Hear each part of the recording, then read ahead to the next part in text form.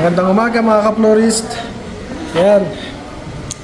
Maraming nagtatanong sa amin kung paano namin binubuka itong tulip. Itong mga tulips namin, kung nagtatanong sila bakit hindi nababali o nagkakrak. Ayan, ang technique po niya, tuturo na namin yung sekreto. Tuturo namin yung sekreto paano ibuka yung tulips. Ito. Pagka bili nyo ng tulips, huwag nyong ibababad kagad sa tubig. Ipa-dehydrate nyo muna konti.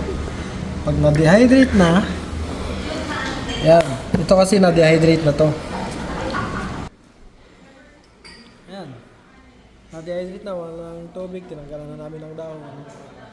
Ayan. Pag binuka mo yan, nagiging soft yung yung petals.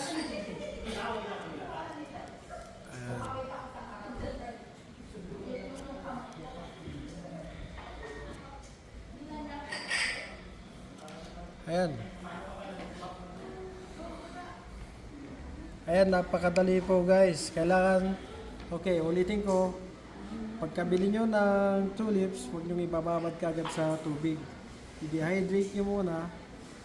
Tapos pagka-dehydrate, ibuka nyo yung bulaklak. Pagkabuka nyo ng bulaklak, saka nyo ilagay sa tubig o i-arrange ninyo. Kasi pag i-arrange na, nalagay nyo na sa tubig, ganyan na yung itsura nyan. Hindi na yan babalik sa dati. Sa lahat ng nagtatanong sa amin, sa susunod na tutorial, ituturo ko na naman kung yung ibang technique tungkol sa bulaklak, paano pag-arrange, tungkol sa even styling. Yan, ituturo natin lahat.